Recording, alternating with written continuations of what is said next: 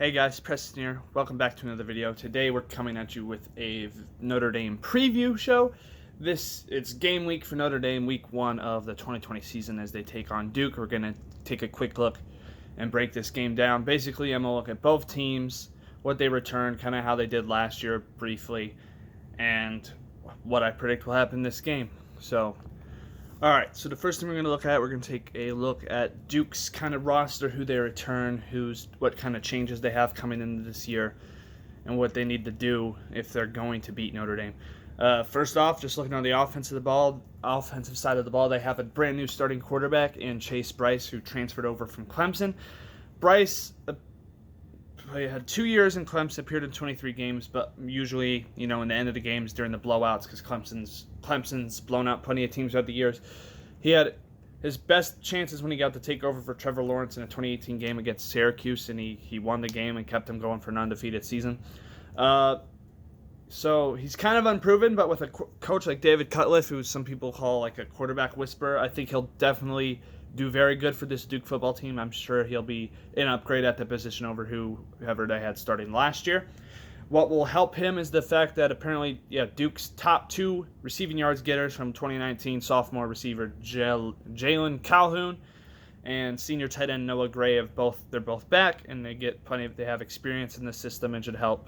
Anytime you have a new quarterback, if you have experienced wide receivers, it helps.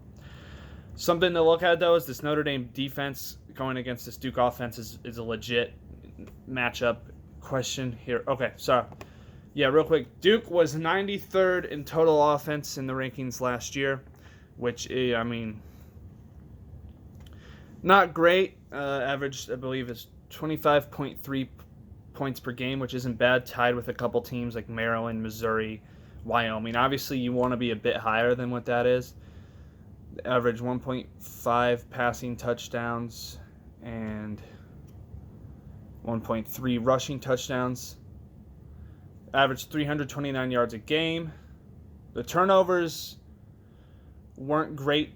2.3 total turnovers. I believe that's per game averages, which isn't great. We'll compare that just real quick if you look at that. So you have the 93rd total offense from last year. Obviously, with an upgraded quarterback, which, that always helps. But Notre Dame had the 12th best total defense last season, holding opponents to 17.9 points per game. Let's see. Yeah, sorry, guys. I'm going to keep looking at this a little bit.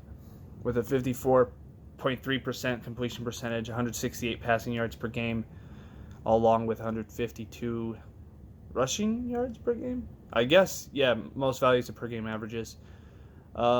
Teams averaged less than a touchdown on running the ball and only a touchdown while passing the ball on this Notre Dame defense, which doesn't bode well for this Duke team.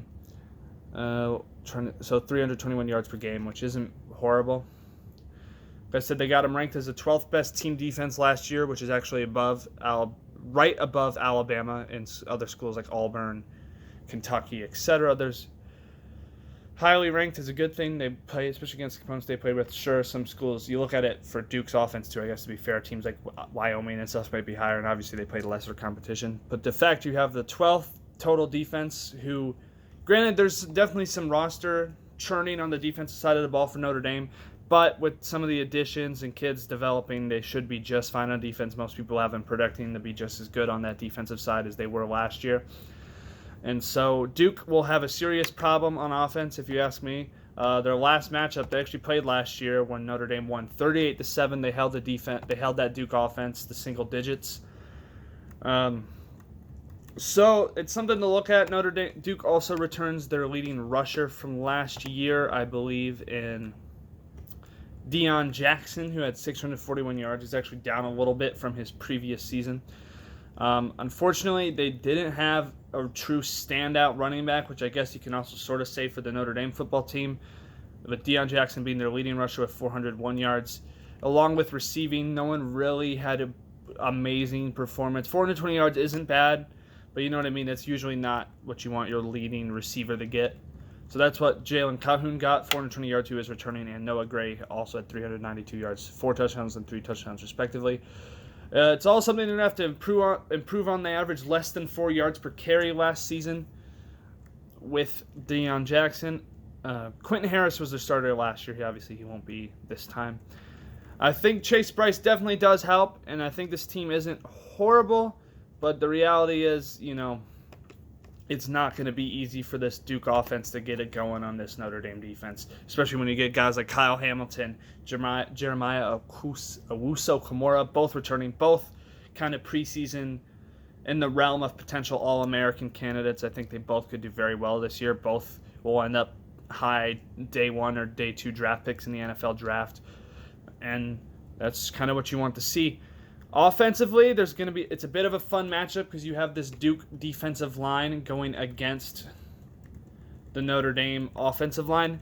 The Notre Dame offensive line returns all the starters from last season, including one, I think it was Hainsey, missed a decent amount of time with an injury, is back that can play the full season. And even if he goes down, they have one of the better backup offensive linemen in the entire country, and Josh Lugg, who they can basically plug in to literally any position on the offensive line if they lose someone.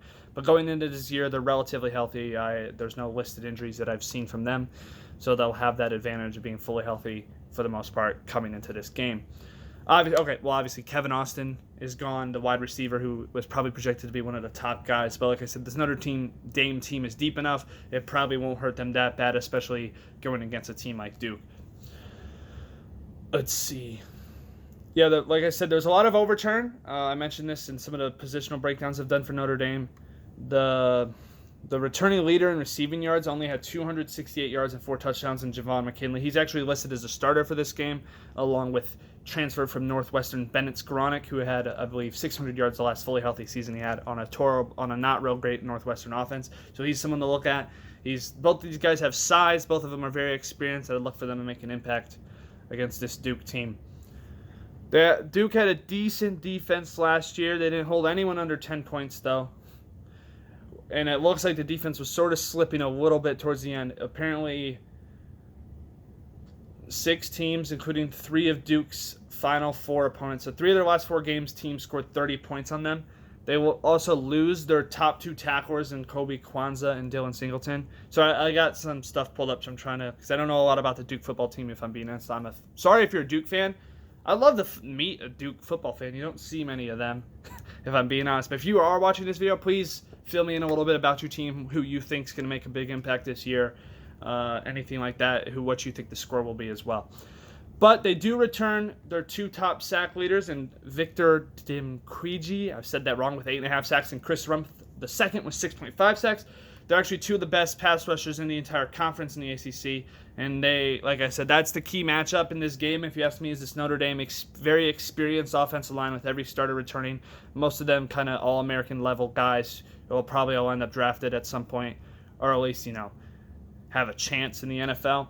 Going against 2 very good pass rushers. This pass rush is Duke's strength on the defense. From what I heard, they have a decent secondary, but it shouldn't be much of a problem. Ian Book did struggle a little bit that last game against Duke, from what I believe. He had 2 interceptions. He also had 4 touchdowns, though. That wasn't his best game, going 18 of 32 with 188 yards and 4 touchdowns. But what Notre Dame was able to do very successfully was run the ball on this Duke football team. It'll be interesting to see if Duke has improved there at all. I have a feeling that Notre Dame, with this very strong offensive line, and to me personally, I think this running back room is better than it was last season, will have a chance to run havoc. In fact, Ian Book is the one who created the most havoc running the ball this year. Book is back, returning, obviously, probably the impact player of the whole game is Ian Book, 5th-year senior. 3rd year starting in the Notre Dame system. He's improved every season, and the fact he is very elite. He might even be a better runner than he's a passer. He's pretty solid at both. But I'd look for him to try to run just as much as he did last time. If he can't find someone open, he's going to take off. And if Duke doesn't do a better job containing him, they're going to have another game where he can get over 100. He had 139 yards against them last time.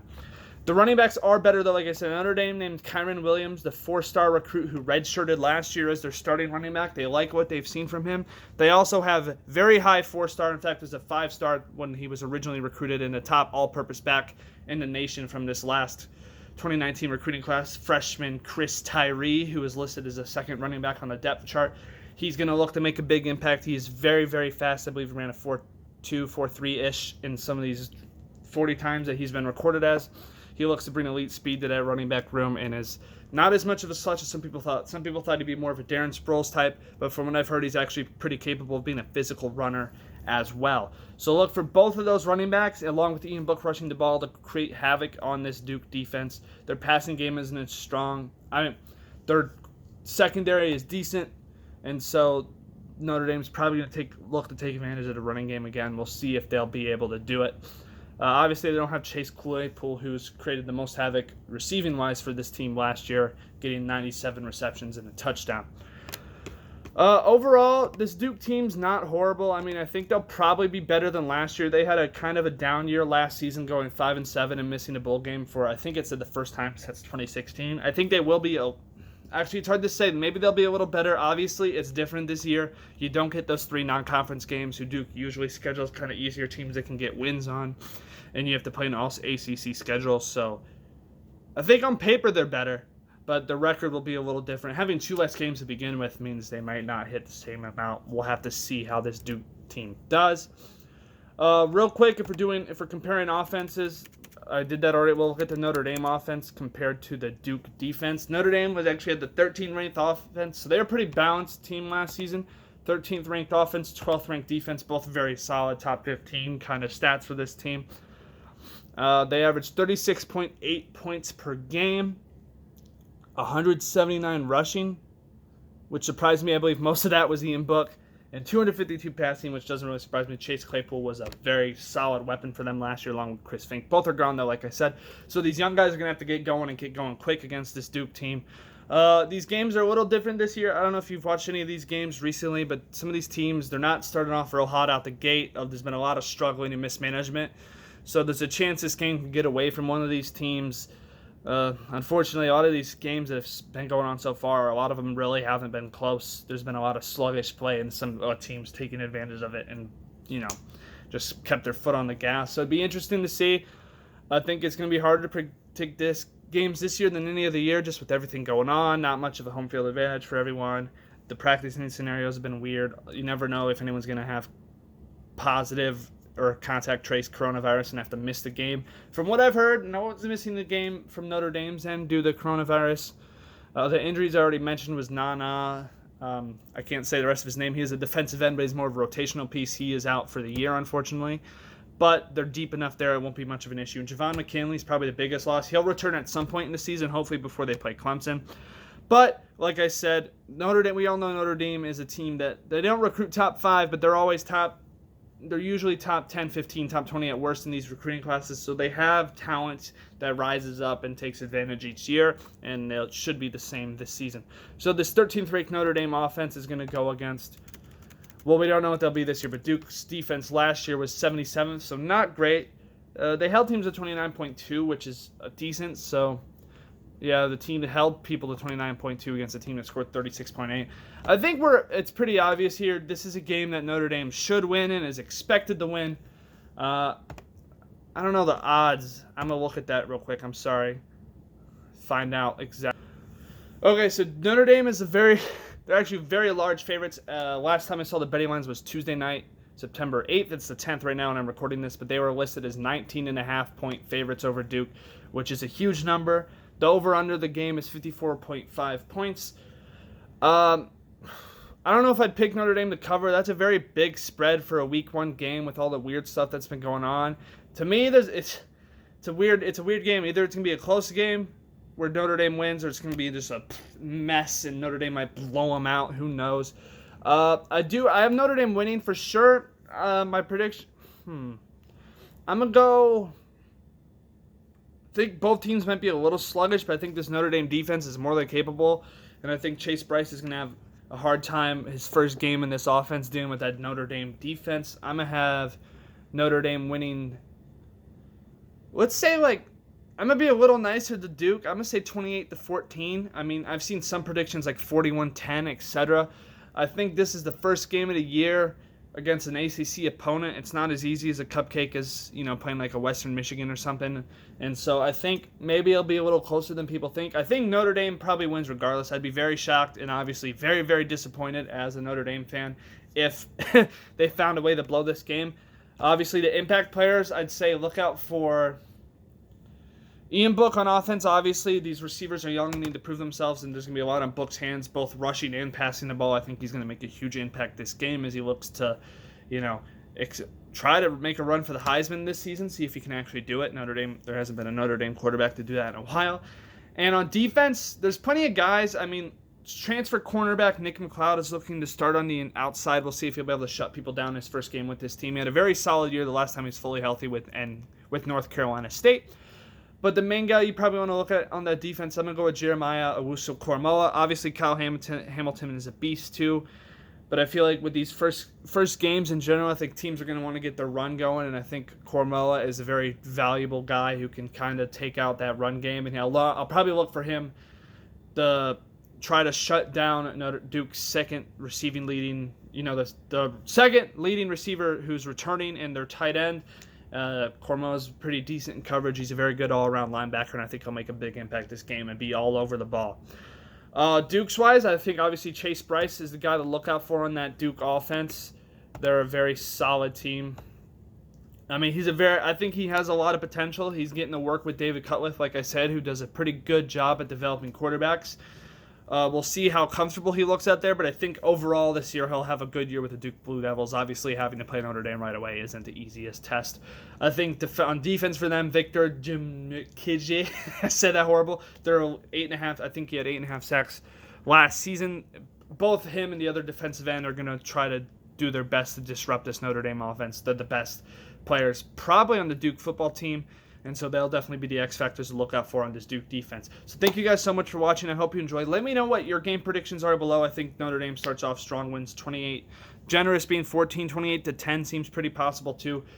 Who knows? Like I said, it's a mess with these scores this year. It's been hard to predict some of these games. I think the spreads, teams have been all over the place. Last game I watched, Navy got absolutely destroyed by BYU, which most people did not see coming. So, yeah. Let me know your predictions below. I hope you enjoyed this video. Thank you so much for watching. If you want to see more Notre Dame videos, I have a playlist up here where you can watch me break down some of the positional rooms for Notre Dame, the quarterbacks and the wide receivers. I'm going to look to do previews for every Notre Dame game as well as my analysis and reactions after the game occurs. Probably get those uploaded hopefully on Sundays. Maybe not. We'll see the day after hopefully. So let's hope the Irish can get a good win, guys. Like I said, thank you for watching. I keep rambling. This is K-May Preston signing out. Hope you enjoyed.